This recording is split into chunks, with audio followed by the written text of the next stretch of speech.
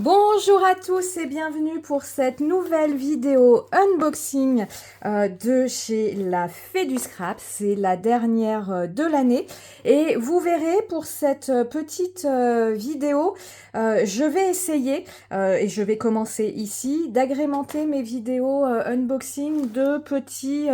alors, astuce, c'est un grand mot, mais de vous montrer comment je m'organise niveau référencement, niveau rangement de tout ce que je vais vous présenter ici et puis possiblement mes achats de l'année prochaine. L'idée étant de rendre ces vidéos un petit peu plus consistantes que juste une espèce de vidéo téléachat unboxing, même si je sais que vous adorez ces vidéos, pour tout vous dire. Voilà, au bout d'un an, YouTube vous fait un petit bilan du fonctionnement de votre chaîne YouTube et ce sont les vidéos qui fonctionnent le mieux. Donc je sais que vous êtes très curieux toujours de savoir ce qu'il y a dans ces paquets. Mais voilà, 2024, j'aimerais augmenter un petit peu le niveau de qualité de mes vidéos. Et au niveau des vidéos unboxing, voilà, je vais essayer le plus possible à chaque fois de vous donner des petits détails pour vous donner des idées, c'est toujours pareil, pour vous donner des idées sur comment je m'organise, sur comment utiliser un petit peu tout ce que je vais avoir pris à chaque fois. Vidéo unboxing, au mois de décembre, je n'avais pas prévu de commander quoi que ce soit, mais Stamping Bella nous a sorti quelques petites hotballs pour cette fin d'année, donc je vous les montrerai en fin de vidéo. Et pour compléter ma commande, j'ai pris quelques petits outils. Vous verrez tout ça dans la suite de la vidéo.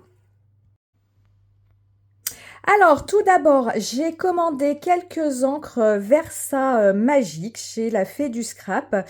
Depuis quelques temps, je suis quelques ateliers en ligne de Manuela Jammet et elle utilise notamment dans son atelier une touche de green que j'aime énormément. Alors, c'est un atelier que je vous conseille si vous souhaitez, comme moi, débuter dans l'art journal, mais j'aimerais, moi, en 2024, tenter l'art journal vraiment patouille, hein, avec du gesso, avec des encres, des aquarelles, enfin mélanger plein de choses. Et notamment dans cet atelier, elle utilise ces encres qui sont très intéressantes parce qu'elles sont à séchage lent, donc vous pouvez les embosser. Elles ne sont pas crayeuses comme les Distress Oxide et elles ont un panel de couleurs. En tout cas, moi j'ai choisi ces couleurs-là. Elles ont un panel de couleurs très intéressantes. Voilà, je suis restée dans ce combo green que nous proposait Manuela. Et autre chose qui est très intéressante, à l'heure où je tourne cette vidéo, elles sont à moins de 3 €. Donc ça, c'est vraiment tip top. Donc, je vous montre. C'est ça où je vous dis les petites nouveautés dans mes vidéos. Je vais essayer à chaque fois d'être un petit peu plus précise dans mes présentations. Donc, j'ai pris la couleur brume de Aspen. Alors, vous voyez déjà, première chose, hein, entre la couleur que vous voyez sur le pad, même la couleur, voilà, du pad et ce que la couleur rend réellement, on a quand même une différence. Donc, encore une fois, faites bien vos nuanciers avant de commencer une réalisation parce que si j'étais partie sur cette couleur-là pour faire par exemple un fond d'hiver, un fond enneigé, que je me retrouve avec du vert, ça aurait été très embêtant. En tout cas, brume d'Aspen, vous la voyez ici. Voilà. J'ai pris le bleu antique. Alors, je vais pas vous dire à chaque fois que j'aime beaucoup ces couleurs parce que je suis très contente de ma sélection. C'est vraiment des couleurs douces, désaturées, pas des choses flash et je suis très contente. Alors, j'ai pris cette couleur, je voulais une couleur olive. Voilà. J'ai également pris, alors ça c'était mon coup de cœur dans l'atelier de Manuela, Oasis Green, vert Oasis. Un très beau vert gris, je l'aime beaucoup. Là pour une fois l'étiquette correspond, mais si vous avez regardé avant, c'était pas tout à fait ça. Voilà, j'ai continué dans mes bleus verts en fait, hein. J'ai fait une sélection de bleus verts, brise de mer. Hop. Je vous montre comme ça, parce que la couleur de mon vernis, on s'en fiche un peu.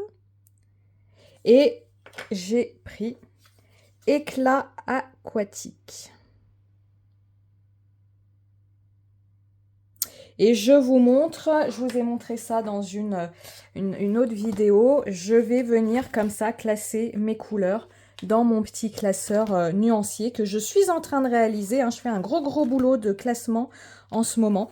Donc je vais venir ici, c'est mes encres oxyde, et je vais venir, voilà, dans ce classeur, mettre mes petites cartes, mais je voulais vous les présenter auparavant. Toujours dans l'idée des encres et de l'atelier de Manuela, elle utilise, alors elle nous dit bien évidemment que ce n'est pas obligatoire, utile, mais vous voyez, moi, mon tapis commence à être franchement, le mot qui me vient, je suis désolée, il n'est pas très beau, mais dégueulasse, et ça me pose, enfin, j'aime pas ça, il s'éclaircit, j'aime bien les fonds noirs, moi. Elle travaille avec ce tapis.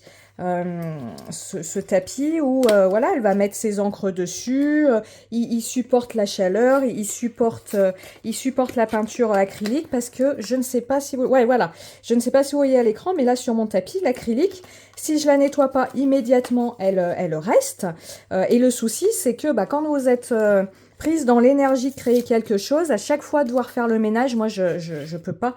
Donc voilà, ce petit tapis qui est d'une bonne taille, hein, où vous pouvez venir comme ça patouiller.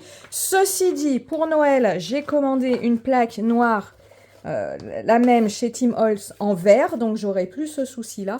Mais malgré tout, en protection, c'est très bien.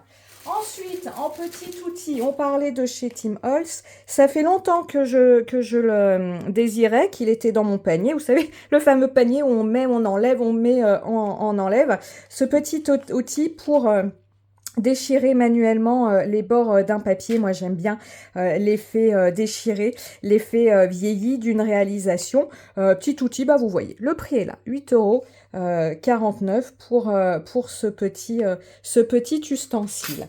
Ensuite, on continue. Rien d'exceptionnel ici. J'ai commandé une nouvelle palette pour y insérer mes godets. Donc, vous voyez, c'est une palette toute simple qui est très bien.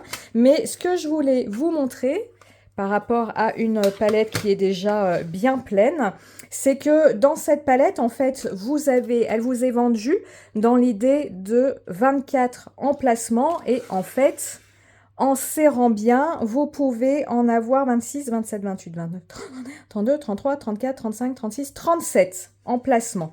Donc, c'est intéressant à savoir. En fait, sur chaque rangée, vous avez 12 places. Mais en serrant bien, vous pouvez mettre un 13e godet. Et puis, dans l'autre sens, vous pouvez également insérer des godets. Alors, parfois, dans des vidéos, hein, quand je montre cette palette, on me demande si les couleurs... voilà, elles sont très rapprochées, ne se mélangent pas les unes aux autres. Alors non, mais ça demande certaines conditions. Lorsque vous allez humidifier vos godets d'aquarelle avec votre petit vaporisateur, tout est dans le mot. Vous allez humidifier, vous n'allez pas inonder votre palette, parce qu'il est évident que si vous inondez votre palette, voilà, hein, l'eau va aller de partout. Donc déjà, on humidifie, hein, on fait ça, voilà, hein, un petit jet suffit, hein, il ne s'agit pas d'y aller aux grandes eaux. Et puis, vous le voyez ici, le secret, il est ici, c'est-à-dire que lorsque, avec votre pinceau, vous venez prendre de l'aquarelle, vos mélanges, et vos mélanges, ou ne serait-ce que la dilution de votre couleur, vous la faites dans votre palette, vous la faites pas dans votre godet. Donc, quand vous allez prendre votre couleur, vous allez simplement, avec la pointe de votre pinceau, cibler le godet, et puis, hop, aller dans votre palette. Si vous n'êtes pas là à essayer, je mets de l'eau pour avoir ma bonne couleur dans mon godet, mais que vous travaillez comme il est normal de le faire dans votre palette, vous n'avez aucun souci de mélange de couleurs. Et quand bien même, ici, vous voyez, j'ai eu un petit mélange de couleurs, eh bien, ça n'est pas un souci. Il faut que je vous trouve mon chiffon. Voilà, le godet est humidifié. Je viens comme ça racler le niveau supérieur de mon godet et ça enlève, je vous le fais vite, hein, mais ça enlève la peinture qui est venue se déposer, qui est venue salir mon godet. Alors, à moins que vous soyez aquarelliste professionnel, moi des godets comme ça, ils vont me faire toute ma vie. Hein.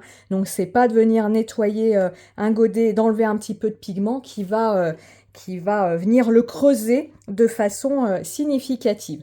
Voilà au niveau de cette palette. Donc c'était pour vous montrer que, ok, elle est vendue pour 24 emplacements, mais on peut y mettre, en serrant bien, 37 godets, ce qui est toujours intéressant.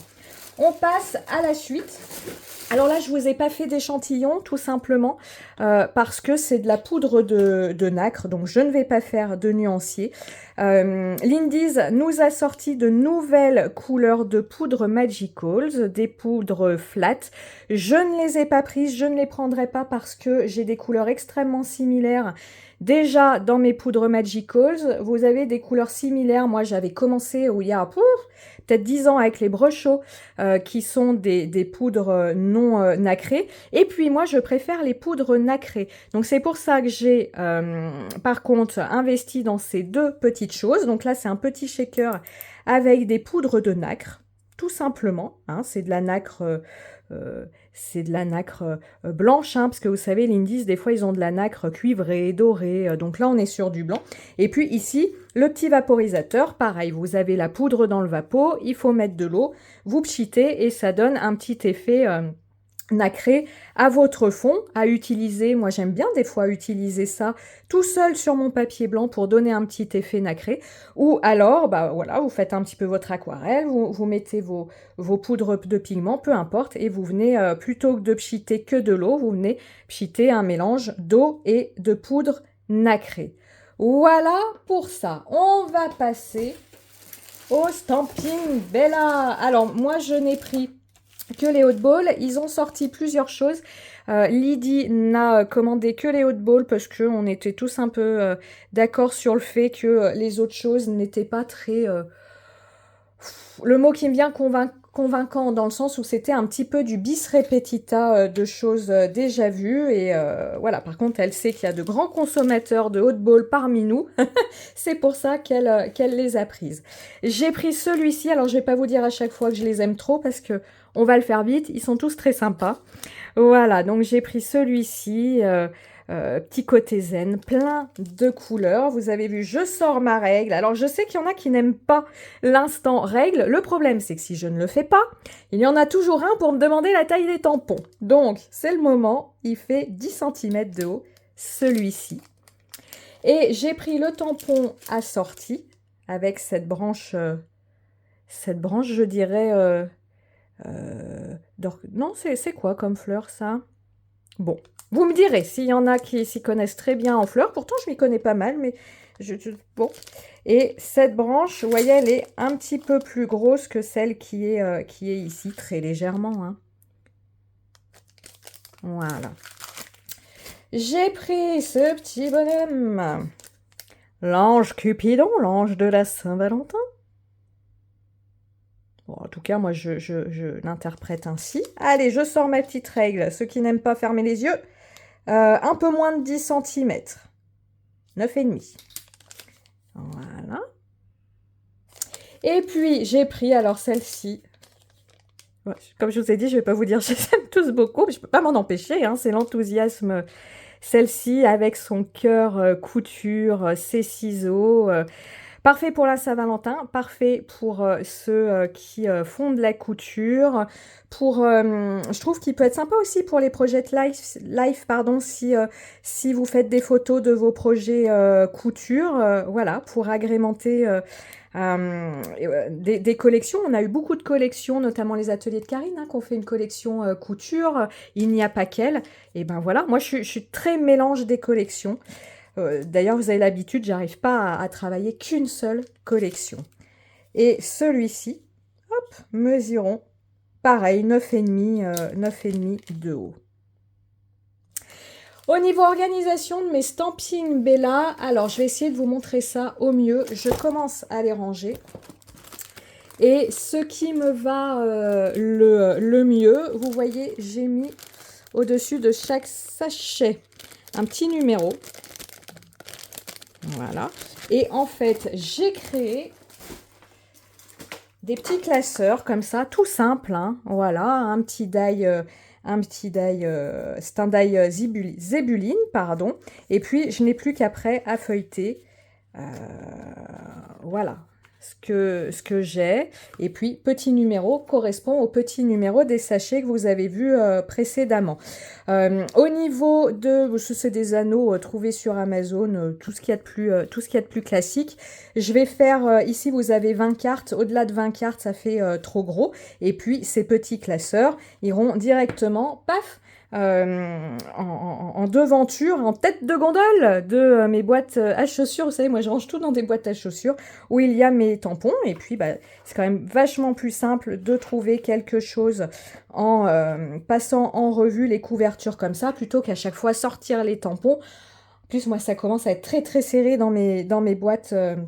Dans mes boîtes à chaussures, donc je vais de la même façon répertorier ce que je viens de recevoir. Et puis ici, au niveau de mes petites attaches, eh ben, j'ai fait des découpes dans des chutes de papier tout simplement. En plus, ça me permet comme ça de rentabiliser les petits bouts de papier que je n'utilise pas.